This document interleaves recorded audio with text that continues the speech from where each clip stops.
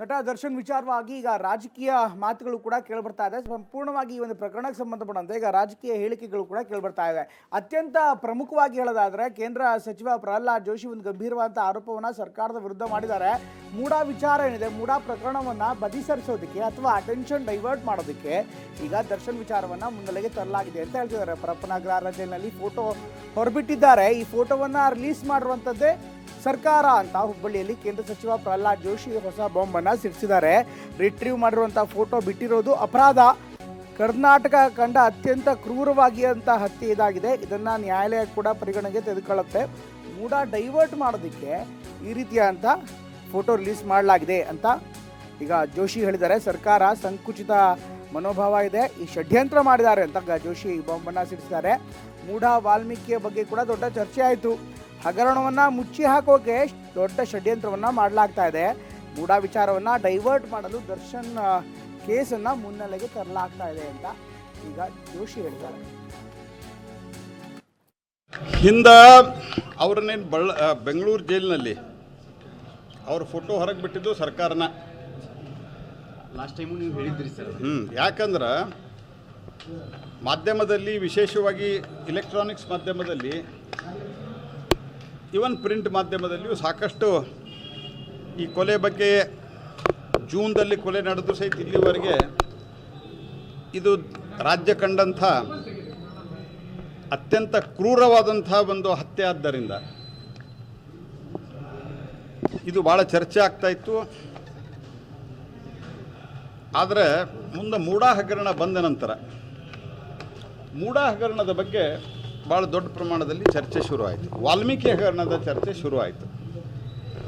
ಈ ವಾಲ್ಮೀಕಿ ಹಗರಣದ ಚರ್ಚೆ ಡೈವರ್ಟ್ ಮಾಡಬೇಕು ಅಂಥೇಳಿ ಮತ್ತೆ ದರ್ಶನ್ ಪ್ರಕರಣವನ್ನು ಮಾಧ್ಯಮದಲ್ಲಿ ಬರಬೇಕು ಅನ್ನುವಂಥ ಒಂದು ಸಂಕುಚಿತ ಷಡ್ಯಂತ್ರ ಮನೋಭಾವದಿಂದ ಇದನ್ನು ಮಾಡಿದ್ದಾರೆ. ಈಗೂ ಸಹಿತ ಯಾರು ಈ ಕೊಲೆಯನ್ನು ಮಾಡಿದ್ದಾರೆ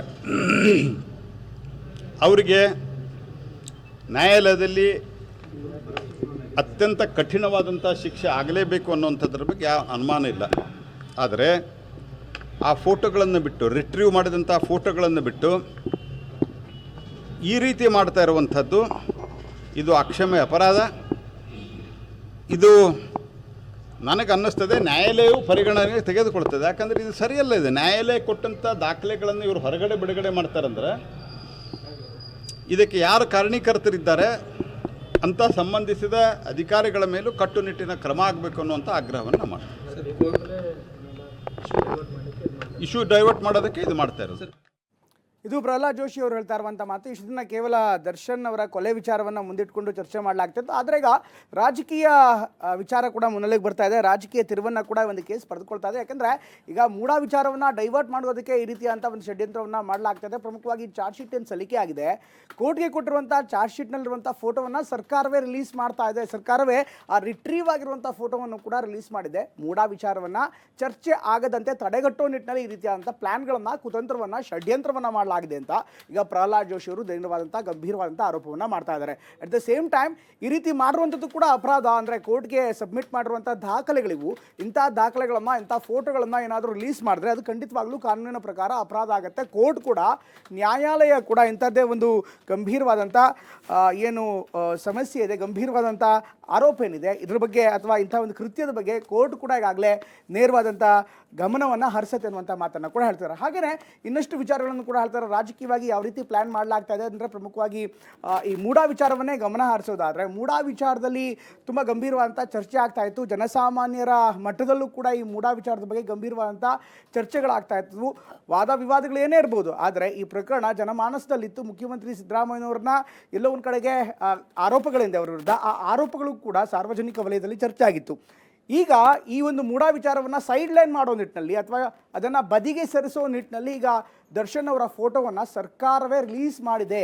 ಅವರು ಷಡ್ಯಂತ್ರವನ್ನು ರಚನೆ ಮಾಡಿದ್ದಾರೆ. ಅಂದರೆ ಅಟೆನ್ಷನ್ ಡೈವರ್ಷನ್ ಮಾಡೋದಕ್ಕೆ ಇದೆಲ್ಲವನ್ನೂ ಕೂಡ ಮಾಡಲಾಗಿರುವಂಥ ಮಾತನ್ನು ಈಗ ನೇರವಾಗಿ BJPಯ ನಾಯಕರು ಕೂಡ ಆಗಿರುವಂಥ ಪ್ರಹ್ಲಾದ್ ಜೋಶಿ ಅವರು ಹೇಳ್ತಾ ಇದ್ದಾರೆ.